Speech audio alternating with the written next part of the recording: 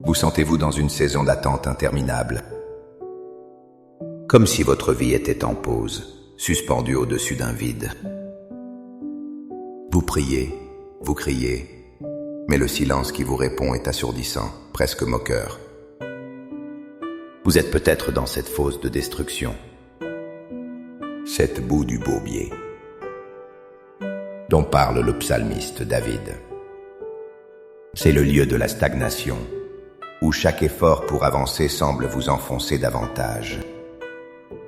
C'est le bourbier de la dépression, de l'anxiété, d'une situation professionnelle bloquée, d'une relation brisée ou d'une maladie qui s'éternise. Le monde continue de tourner, mais vous êtes coincé. La question lancinante résonne dans votre esprit. Seigneur, où es-tu? M'as-tu oublié? Cette attente use votre âme, érode votre foi et vous laisse épuisé et découragé. Sachez-le, vous n'êtes pas seul dans ce sentiment. David, le roi, le guerrier, le prophète, a connu cette fosse. Et c'est de cet abîme même qu'il a écrit le psaume 40, non pas comme une plainte, mais comme un témoignage puissant de délivrance. Le secret qu'il nous révèle n'est pas une formule magique pour échapper à l'attente, mais une posture spirituelle pour la traverser. Dans les instants qui suivent, nous n'allons pas seulement lire un psaume. Nous allons le vivre. Nous allons emprunter le chemin de David, de la fosse au rocher, du silence au cantique nouveau. Cette prière est une invitation à transformer votre attente passive et anxieuse en une attente active et pleine de foi, une attente qui devient elle-même l'instrument de votre délivrance. Avant d'élever nos voix, il est crucial de saisir une vérité fondamentale qui sous-tend le psaume 40. L'attente, dans la perspective de Dieu, n'est jamais un temps mort. Ce n'est pas un signe d'oubli ou d'indifférence de sa part. Au contraire, l'attente est un espace sacré où Dieu accomplit son œuvre la plus profonde en nous. David dit « J'avais mis en l'Éternel mon espérance, et il s'est incliné vers moi, il a écouté mes cris. » Remarquez l'ordre. L'espérance et l'attente patiente précèdent l'intervention divine. L'attente est un acte de foi. C'est déclarer contre toute évidence que Dieu est bon, qu'il est fidèle et qu'il est à l'œuvre même quand nous ne voyons rien.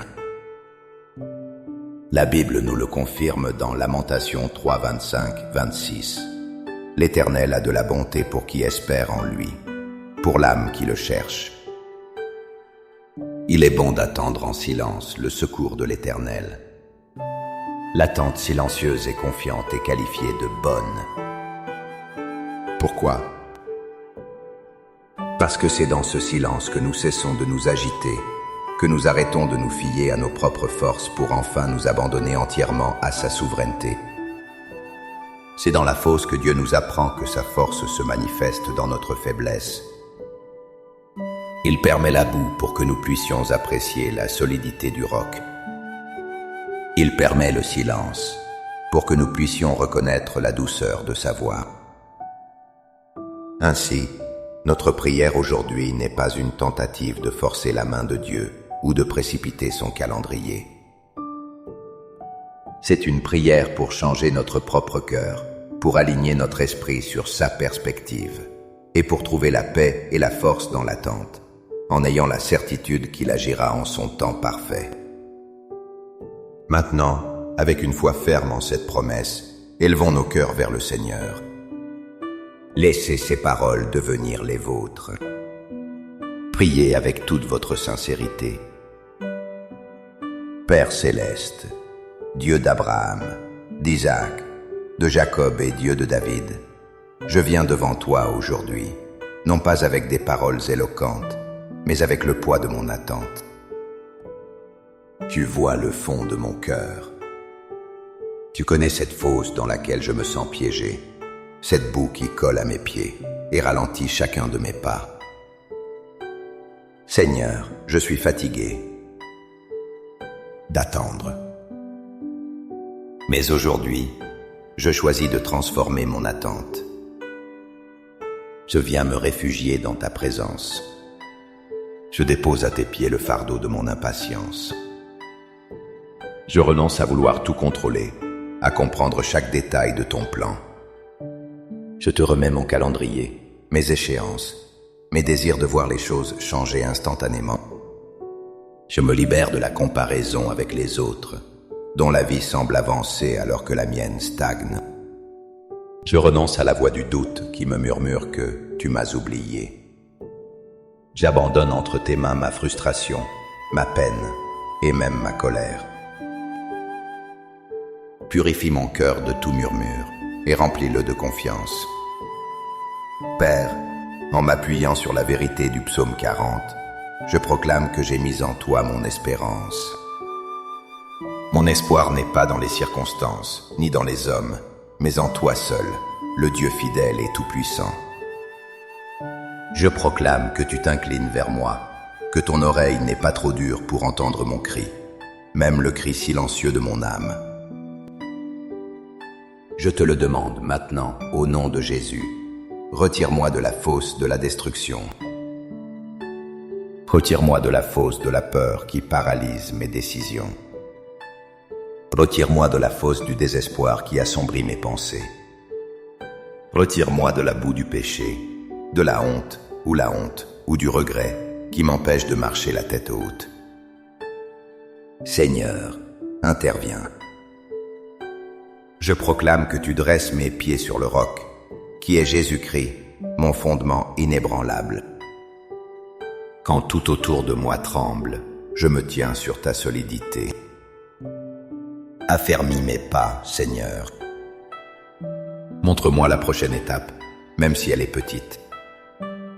Donne-moi la force de marcher dans l'obéissance, un jour à la fois, sans me soucier du lendemain. Et Père, je proclame la plus grande de tes promesses. Tu mets dans ma bouche un cantique nouveau, une louange à notre Dieu. Transforme mes soupirs en adoration. Change mes lamentations en témoignages. Même ici, au milieu de mon attente, je choisis de te louer. Je choisis de chanter ta bonté, non pas pour ce que tu as déjà fait, mais pour ce que je sais, par la foi, que tu vas faire. Que ma vie devienne un chant qui attire les autres à toi. Par la foi, je reçois ta délivrance. Je reçois ta paix qui remplace mon anxiété. Je reçois ta force qui supplante ma faiblesse. Je ne suis plus une victime de l'attente, mais un participant actif à ton œuvre. Je te remercie, Seigneur, car tu es déjà en action.